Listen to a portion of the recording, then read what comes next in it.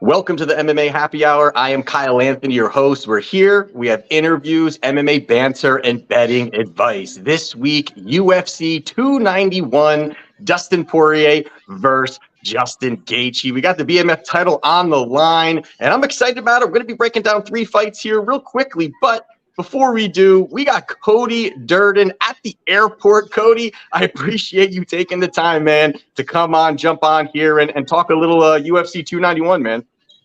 No problem, man. Anytime. Awesome, man. Awesome. So I think the first thing here that I got to say is the BMF title. A lot of people talk about it. A lot of people want to talk about BMF moments right now because it's really the hot topic, obviously. But let me tell you something, Cody. You having a fight September 23rd against Bruno Silva. It's in the bank. You're preparing for that. All of a sudden, it comes up here. I saw your Twitter, July 11th. You're kind of putting your name in the hat. And then the next day, it's announced. Kind of how did that all kind of come about with really kind of jumping in this? Now you got 2 fights scheduled.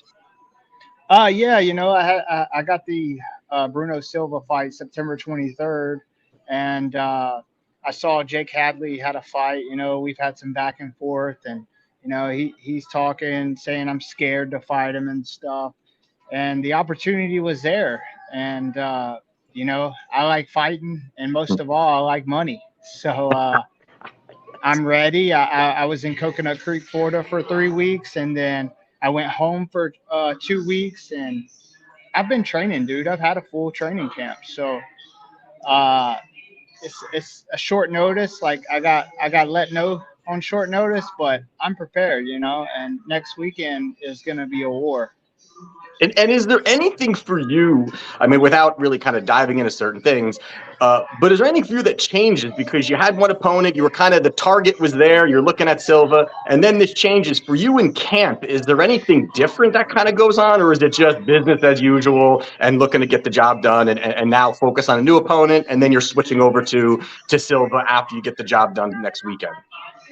No, I mean, I was at the gym training, but I wasn't training for anything specific. I had so much time until September 23rd that I was just trying to get better, improve, be creative, learn new things, and work the holes that I had.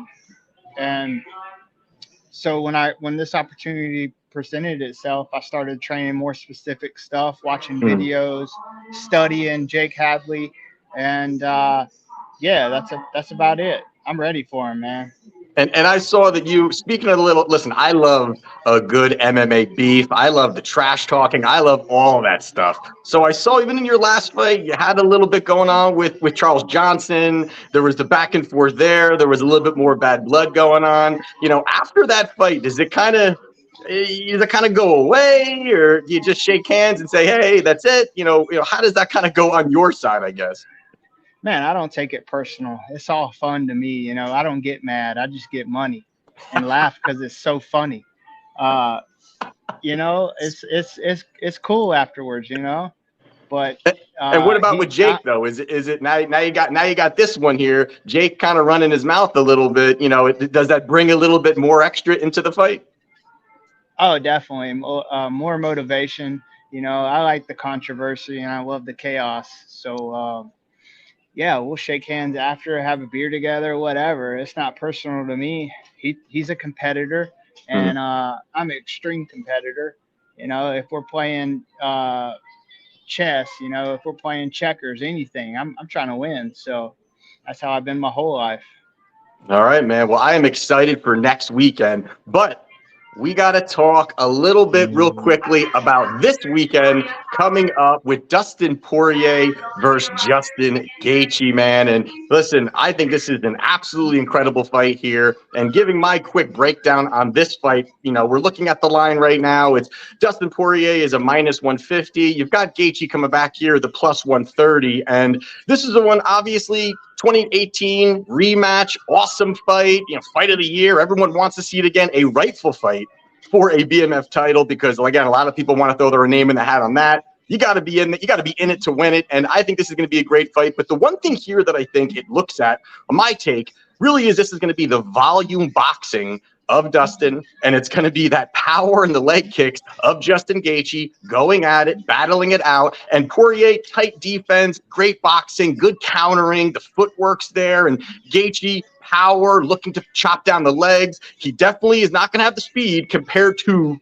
Poirier, but he's going to have that power advantage. But I think the one thing for me that made it really interesting was Gaethje's last fight against Rafael Fiziev, where that fight to me, I mean, listen, I'm always transparent.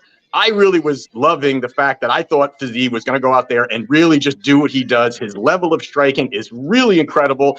And Gaethje just went out there, was more technical, was more relaxed, was not going out there and just go, you know, although he is a little crazy, but he will go forward. He will push the pace. He will do all of those things. And I thought it was incredible how he was able to kind of break down Fiziev in his own world, in the stand-up game. He didn't try to just wrestle. He didn't do something outside. He really went out there and tried to push the pace. And lastly, I really think that Poirier can't check leg kicks. And I think that, to me, really is going to open up more spots for him. I know that people are looking at Poirier here, but I like Justin Gaethje here, man. I mean, I like the plus money. I like the dog here. I think he's going to push the pace. Also, this being in Salt Lake, I think does help Gaethje a little bit. He trains at altitude. What do you think, and how do you kind of see this fight going down?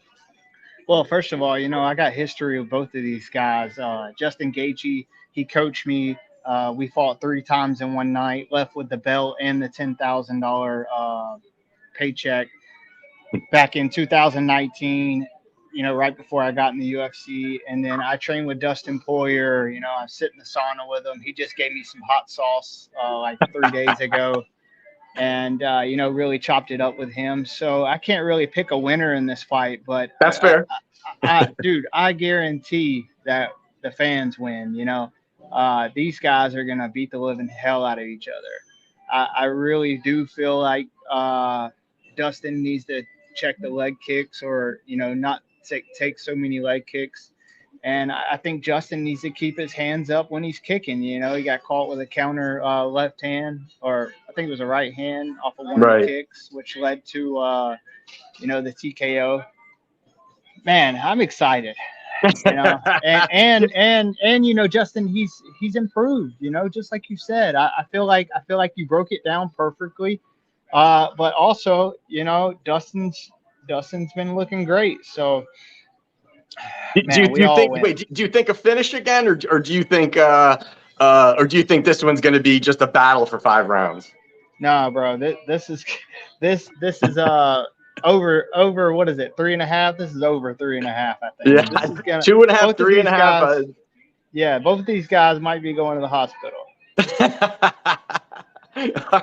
All right. So listen, that's fair. That's fair. You don't have to pick a winner there. That's fair. I can respect all that. The next one here we're going to talk about real quickly is going to be Kevin Holland -150 against Michael Chiesa +130. So basically the same line here we got going, depending what book you guys are kind of all shopping it at. But when you're looking at this fight here, I think obviously the glaring hole that everyone talks about on any show you go on or anything is Kevin Holland's wrestling defense. He can't stop it. He's a black belt. He does have ability. Sometimes he's a little bit too comfortable on his back and he's not able to get up. He'll lose a round. But the striking is there for him, and a lot of that is really there for him. But I think the biggest thing for me when I'm looking at this fight and breaking it down was some of the outside things with Michael Chiesa. I mean, the guy hasn't fought since November of 2021. That's quite some time, and I actually want to get your take after I kind of break this down of ring rust, because more people I talk about, you know, fighters, they talk about the ring rust. I guess any sport, you know, you're not doing it for a while. Even if you're training, there's nothing like being in the cage or being on the field or being on the football field. Is you got to be in there. You got to be, it keeps you sharp. And I think that really hurts him. Plus he was talking about, you know, injury that happened. He took some time off. He's 36 years old now. I mean, there's a lot of things that kind of go against him. And people look at, you know, Kevin Holland, where, you know, he was at middleweight and he was getting taken down by guys like Marvin Vettori and Derek Brunson, who are great wrestlers who will push the pace and not stop. And that was just terrible stylistic matchup for Holland. We're here. I think Chiesa can kind of work at range a little bit, has that 6-inch reach advantage. I think he kind of poke and do that for a while, but I think this is one where I do like Kevin Holland. I think goes out there and gets his victory, but I do like Holland, a little sprinkle inside the distance, plus 110. I think Holland can get the job done, jump on Chiesa, who was maybe a little bit stale. But what's your kind of thought on this fight, and just your thought on ring rust in general? Man, I agree. You know, the ring rust, I believe it's real, especially if it's been 2 years and you're dealing with injuries. You know, Kevin's been active. He's been fighting, although he did come off an injury, you know, his hand or whatnot. But, man, I believe he gets in there and maybe he gets taken down, but he finds his way back to his feet. You know, Kevin knows that he has to be working his wrestling. He's probably been working it nonstop. And gets to his feet, and you know, all it takes is one shot for him. So I'm taking Kevin Holland on this fight. Yeah, me too, man. And plus, since he's been out November 21st, Holland's had 5 fights. I mean, this guy, it's almost like we can't keep you out of the cage. He just keeps coming back in looking for fights. So I agree with that. We got Kevin Holland to get that victory. And then the last one here we're going to talk about is Bobby Green versus Tony Ferguson. This line is wide. It is probably for a good reason. Now, I'm not going to give all the hoopla on this fight here, but, you know, Tony Ferguson was 25-3, lost the last 5, but boy, did he fight some killers. Losing to Justin Gaethje, Charles Oliveira, Beneil Dariush, Michael Chandler, Nate Diaz. I mean, tough sledding here, although he's kind of towards the end of his career. Tough sledding overall. But the one thing I think most people look at this fight is this is going to be Bobby Green moving forward, throwing the big shots, getting the knockout, and that's the kind of way looking at it. I look at it kind of the other way, that this is going to have some legs. It's going to get a little bit further, because you look at it, I mean, look at the guys that finished. First of all, before those 5 losses, no one was finishing Tony Ferguson. No one's even beating Tony Ferguson. But you look at who beat him. Justin Gaethje threw the kitchen sink at him for 5 rounds, ended up finishing him in the 5th. So that says a lot about that. Then you look at Michael Chandler. Michael Chandler, that first round, debatably lost, a very close first round, and then throws the front kick from hell and puts him out. So fair game there. But the other one was Nate Diaz, and that was another, I think that was late in the fight also, where he kind of jumped into the, kind of a crazy situation where he got the submission loss, and kind of a weird situation there. Bobby Green is not a finisher. He is fantastic with his striking, well-rounded guy, great footwork. But if you look at it, Bobby Green, since 2013, only has a finish, a half-retired Al Quinta in 2021, and then prior to that was James Krause in 2013. So this is not a guy that gets finishes. I think he goes out there, puts on a dominant 3 rounds, can't get the finish. I like Bobby Green via points, plus 125. I think it goes the distance, and Ferguson hangs in there, but does take the loss. How do you kind of see this one going? You know, I agree with you. You know, Bobby Green's hands down kind of a counter fighter. Likes to take his time. He's patient. And as Tony Ferguson has aged, you have seen that he's I don't think he has the gas tank he used to have, and he's more patient. And the Justin Gaethje fight, he took so much damage, and then the knockout to Michael Chandler. I just don't see Tony Ferguson getting it done. And I would say either Bobby Green by finish or Bobby Green by points. Yeah, I agree, man. I agree. So that's why this line is, I guess, minus 410. But there you go. There is our breakdowns for UFC 291, man. And listen, Cody, safe travels, and I am really excited about your next fight next weekend, and then your next fight coming up also. Yeah, we're not even thinking about that one. one at a time, No.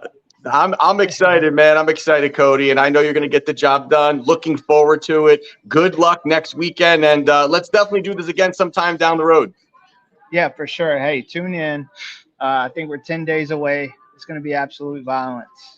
All right, man. I'm ready for it. Good luck, and we will see you next week, and we'll do this show again. We will see you guys on the pod next weekend to talk, and we will also be talking some Cody Durden. So take care, good luck, and we will see you next week. Thank you. Appreciate it.